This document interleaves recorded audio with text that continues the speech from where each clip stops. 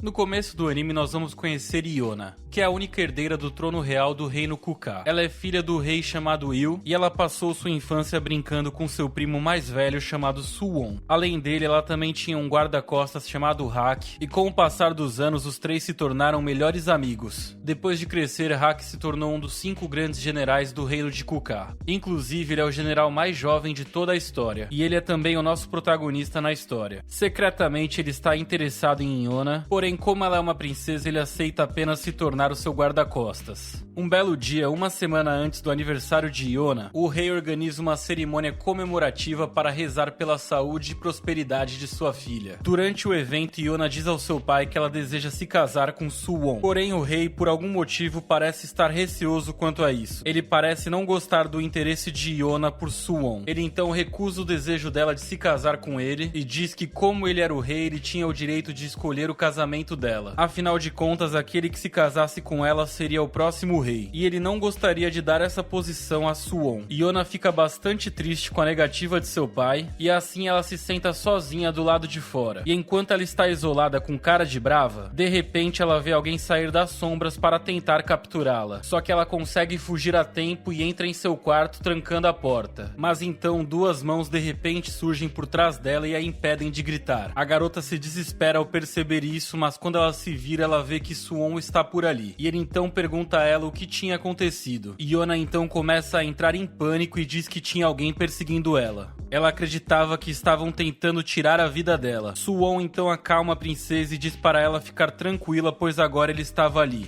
Em seguida ele vai se retirando do aposento, mas antes ele diz a ela que ela deveria falar com o Haki ou com o pai dela a respeito do que tinha acabado de acontecer. Só que nesse momento, no meio de seu desespero, ela simplesmente confessa o seu amor a Suwon. Isso deixa ele todo envergonhado, e ele então diz que até aquele momento ele apenas a via como uma irmã mais nova, e que tudo aquilo era muita novidade para ele. Mas ele admite que Yona estava se tornando uma linda mulher. Yona agradece a ele pela honestidade e ela diz que está feliz por saber que agora ele a considera uma mulher. Uma semana se passa e então o aniversário de Yona finalmente chega. E para celebrá-lo eles organizam um grande banquete. Suwon então presenteia ela com um lindo grampo de cabelo e também diz que ela está muito bonita. Logo os dois começam a ter um momento especial, até que Haki de repente chega e se intromete informando Yona que o rei estava procurando por ela. E logo que a princesa se retira, Haki diz a Suwon que ele acredita que alguém tinha entrado no castelo furtivamente recentemente. E após ouvir as suspeitas de Haki, Suwon diz a ele sobre o incidente que tinha acontecido com Yona outro dia. Haki fica preocupado ao ouvir aquilo e ele então sai correndo para ficar de guarda-costas de Yona, enquanto Suwon fica de olho nas coisas pelo lado de dentro. Mais tarde, naquela noite, Yona decide falar com seu pai novamente sobre o seu casamento. Ela está perdidamente apaixonada por Suwon e não quer se casar com ninguém que não seja ele. No entanto, assim que ela abre a porta para conversar com seu pai, ela simplesmente vê Suwon atacando o pai dela até arrancar a vida dele.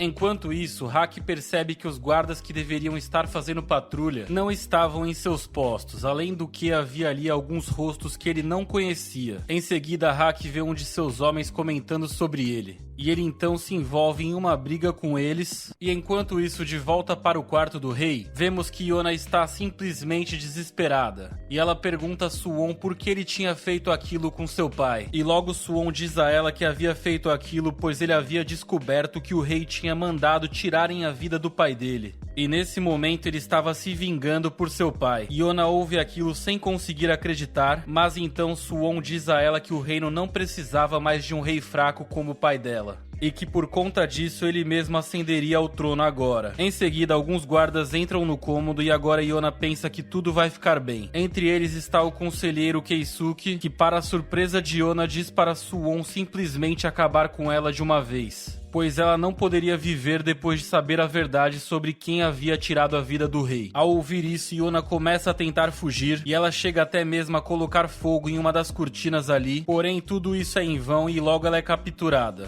E quando os guardas estão prestes a tirar a vida dela, ela inutilmente tenta pedir por ajuda para Suwon, porém ele não faz nada, mas logo Haki surge saltando e ele então começa a cortar os seus inimigos como um verdadeiro caçador de NPCs, e em seguida ele começa a lutar lutar contra Suwon. Só que Haki consegue dominá-lo durante todo o combate e assim ele vai empurrando Suwon para trás. Keisuke então comenta que Haki era o mais forte guerreiro de todo o castelo e que por conta de seus ataques rápidos como um raio e sua força monstruosa, ele recebeu o apelido de Besta Trovão de Kuka. E enquanto os dois ainda estão lutando, Haki continua perguntando a Suwon o motivo de ele estar fazendo aquilo. Afinal de contas, eles eram melhores amigos. E então, antes que Haki possa acabar com Suwon de uma vez, de repente os guardas tomam Yona como refém e com isso eles forçam que Haki pare de atacar. Ele então larga sua arma e logo Suwon se aproxima dele para decapitá-lo. Parecia tudo perdido, até que de repente alguém atira uma flecha em um dos guardas e com isso Haki consegue encontrar a abertura perfeita para pegar Yona e fugir dali. Do lado de fora eles encontram um médico pessoal do rei chamado Minsu e ele revela aos dois que foi ele quem tinha atirado aquela flecha. Em seguida eles se escondem atrás de alguns arbustos enquanto planejam escapar do castelo. Minsu se oferece para servir de isca para que eles escapem e graças ao sacrifício dele, Haki e Yona conseguem escapar pela floresta. Nesse momento vemos que Yona está chorando de maneira desesperada e ela então ordena que Haki nunca morra e nunca a deixe também. Nesse momento o protagonista a abraça e diz que nunca vai deixá-la. Ele garante que vai sempre protegê-la conforme o rei havia ordenado a ele e depois disso a cena retorna para Keisuke, onde ele relata para Suwon que eles não tinham conseguido encontrar nem Haki nem Yona. E ele também comenta que como Haki havia crescido na floresta, ele a conhecia melhor do que qualquer pessoa, então ele imaginava que seria realmente difícil de encontrá-lo por lá. Enquanto isso, Haki e Yona seguem caminhando pela floresta e ele percebe que ela ainda está se comportando de uma forma bastante estranha. Ela não fala e também não come nada e ele tem sempre que puxá-la pela mão, senão ela não anda. E enquanto os dois caminham, Haki se lembra de quando o rei havia pedido para ele se tornar o guarda-costa pessoal de Yona. Ele se lembra também que essa foi a primeira vez que ele começou a sentir algo especial pela garota. E a verdade era que Haki nunca tinha tido a intenção de se tornar um general ou um guerreiro de alto escalão, pois tudo isso parecia muito trabalho para ele. O tempo todo a sua única preocupação era proteger Yona. Enquanto isso, Yona está sonhando com a infância que eles tiveram juntos e ela se lembra de quando ela costumava brincar com Haki e com Suwon no castelo. E mesmo após perder a sua mãe, ela era feliz ao lado deles. Ela se lembra da promessa que os três tinham feito de ficarem juntos para sempre e com isso Yona abre seus olhos e acorda do sonho. E logo ela começa a chorar por notar que isso tinha acabado para sempre. Em seguida eles continuam a sua jornada juntos e quando ela sai para tomar banho em um rio, Haki percebe que Yona ainda está carregando o grampo que ela tinha recebido de Suwon. Isso deixa ele bastante surpreso. Mais tarde naquela noite, Haki tenta fazer Yona comer, porém ela está agitada por perceber que não conseguia mais encontrar o seu grampo de cabelo. E assim ela sai para procurar pelo grampo, até que ela acaba sendo de repente atacada por cobras venenosas. Haki mais uma vez aparece para salvá-la, só que eles descobrem que eles estão dentro do ninho das cobras. Dessa forma, Haki pega a Yona e corre de volta. Porém, uma das cobras consegue morder o pé dele. Ainda assim, ele continua correndo e uma vez que eles estão seguros, Haki então entrega para Yona o grampo de cabelo e diz a ela que ele nunca vai perdoar Suwon por tudo que ele tinha tirado deles. E então ele finaliza dizendo que se o fato de se apegar a uma ilusão do passado a ajuda a se manter firme, então ele não tem problema em deixar ela ficar com o grampo. No entanto, ele sabe que eles nunca mais voltarão a ser como antes. Na sequência, a cena retorna para o castelo, onde vemos os soldados relatando que ainda não tinham encontrado Haki nem a princesa. Eles perguntam se devem enviar mais tropas atrás deles. Só que Suwon diz que eles não precisam fazer isso, pois os dois sozinhos não representavam perigo nenhum para ele. E ele ainda diz que tem coisas mais importantes para cuidar. Na manhã seguinte, Yona acorda e olha para o pé ferido de Haki, e ela insiste para que eles vão até uma vila comprar comida e remédios para eles. Só que Haki diz que isso é perigoso, pois todos os guardas devem estar por perto. E ele diz que o único lugar que ele acredita que é seguro para os dois era justamente a sua casa, que ficava localizada na capital da tribo do vento. Sendo assim, eles seguem para lá até que eles chegam no portão da frente, onde Haki encontra dois de seus aprendizes. O nome deles é Ranji e Chiwoo. E naquele momento os dois estavam relaxando na guarda do portão. E por conta disso, Haki repreende os dois e os acorda com um chute. E pergunta a eles se era aquilo que os guardas da tribo do vento deveriam estar fazendo. Os dois então inventam uma desculpa e respondem que eles estavam fazendo a personificação da vontade do vento, se mantendo então calmo, tranquilo e relaxado. E em seguida eles provocam Haki perguntando se ele realmente tinha sido demitido do seu cargo de general, até que finalmente eles olham para Yona e perguntam quem era aquela mulher. Haki então responde a eles que ela era uma dama do norte que estava em treinamento no castelo e que ela tinha sido expulsa por ser uma imprestável. E logo após ele dizer isso, Yona literalmente desmaia de exaustão. Então Haki carrega a garota para dentro e ordena que os outros preparem uma comida para ela. Ao entrar, ele começa a conversar com Ranji, que diz a ele que o velho líder do clã chamado Mundok havia sido chamado de repente ao castelo junto com todos os outros generais para uma reunião importante. E ele então pergunta o que Haki estava fazendo ali, já que ele era um general. Depois disso, a cena volta para o castelo, onde vemos que todos os líderes da tribo estão reunidos e eles estão saudando a Suwon. Os líderes discutem a morte do velho rei e também comentam sobre o desaparecimento de Haki e de Yona. Suwon então diz a eles que Haki foi o responsável pela morte do rei e que ele então teria sequestrado a princesa e fugido. E que por conta disso, na ausência de ambos, ele se tornaria então o próximo rei. Todos concordam com exceção de Mundok, pois ele acha aquela história um pouco estranha e ele quer conversar pessoalmente com Haki para entender. E mais tarde, naquele mesmo dia, Mundok está cavalgando de volta para sua tribo e enquanto isso, Suwon diz ao líder da tribo do fogo, chamado Sujin, que ele deve estar preparado para uma possível rebelião da tribo do vento. Após isso, a cena retorna para Yona, que está acordando na mansão da tribo do vento, onde ela é recebida por um jovem chamado Chiwon. Ele se apresenta a ela como o irmão mais novo e adotivo de Haki e entrega a ela um pouco de comida. Curioso, o garoto pergunta para ela como que Haki se comportava quando eles estavam no castelo e Yona responde que ele está sempre agindo de forma rude como um macaco. Isso faz com que tanto Ranji e Chiwo comecem a rir de Haki e no momento seguinte Haki entra e se aproxima de Yona. E ele diz a ela que ela é uma dama do norte do castelo e que se chama Hina. E em seguida ele vai dar uma surra em Ranji e Chiwo por zombarem dele. Ao ver aquilo, Yona finalmente começa a se sentir um pouco aquecida e recuperada. Então ela sai para ajudar na mansão, onde uma das mulheres entrega para ela umas roupas para lavar e então Haki se junta a ela e explica que eles lavam roupas no rio da frente. Yona vai até lá e logo eles descobrem que o rio secou por algum motivo. Por conta disso, eles pedem para que Ranji investigue o que está acontecendo e enquanto isso, o líder Mundok também retorna. Ele fica muito feliz ao ver a princesa e abraça ela e instantes depois Ranji retorna e agora ele está todo machucado e ele revela que alguns soldados da tribo do fogo haviam danificado a água deles e quando ele foi perguntar o motivo, ele foi simplesmente espancado por ele. Todos os homens da tribo ficam furiosos ao saberem disso, só que Mundok pede para que eles se acalmem. E naquele momento, para não levantar suspeitas, Haki decide que o que eles podem fazer é comprar água dos mercadores. Em seguida, Mundok e Haki estão conversando e o líder então revela a Haki sobre a nomeação de Suwon como o próximo rei. E ele diz que entre todos os líderes ele havia sido o único que não havia aceitado a nomeação de Suwon e que provavelmente por conta disso a tribo do fogo estava fazendo aquilo. E enquanto isso, vemos que o filho do líder da tribo do fogo, chamado Chijun, está agora encarregado de bloquear o rio junto com seu assistente e soldado chamado Rukai. O plano deles é enviar os seus soldados para assim impedir que os mercadores cheguem até a tribo do vento. E a verdade é que Chijun sente ciúmes de Haki por ele ter fugido com a princesa, pois ele planejava se casar com ela para assim se tornar um rei. E mais tarde, naquele mesmo dia, descobrimos que o jovem Chiwon é vítima de uma doença respiratória e por conta disso ele precisa de remédios. Porém, até aquele momento os mercadores ainda não tinham aparecido no vilarejo, e isso era porque eles haviam sido atacados no meio do caminho. Nesse momento, Ranji entra e diz que irá pela floresta para buscar os remédios para Chiwon. Algumas horas depois, naquela noite, Haki confronta Mundok e pede que ele aprove a nomeação de Suwon como o próximo rei, pois ele sabe que coisas ruins vão começar a acontecer enquanto ele não der esse apoio. Afinal de contas, tudo aquilo estava acontecendo na vila, inclusive a falta de água, justamente pelo fato de Mundok não ter apoiado Suwon. E Haki então diz que ele vai se entregar e assumir toda a culpa com a condição de que Mundok cuide de Yona e deixe ela viver em paz na vila durante toda a vida. Mundok acha a atitude de Haki muito louvável, porém ele diz que não vai aceitar o sacrifício de seu neto. Só que nesse momento, Haki se impõe e diz para Mundok que ele que era o verdadeiro líder da Vila do Vento e que ele não podia desobedecer às suas ordens. Mundok então fica sem outra escolha a não ser aceitar o sacrifício de seu neto. Em seguida, vemos o protagonista entrar sorrateiramente em uma loja de armas para comprar algumas coisas. Ele planeja fugir escondido para não causar nenhum tumulto. Enquanto isso, vemos que todos estão felizes com a recuperação de Chiwon. Eles agradecem a Ranji por fazer a viagem de volta pela floresta em apenas poucas horas. Yona também está ali e logo ela sai para ver Chiwoo e em seguida ela leva Ranji até a área de descanso, onde ela fica sabendo que os mercadores estavam sendo feridos pela tribo do fogo.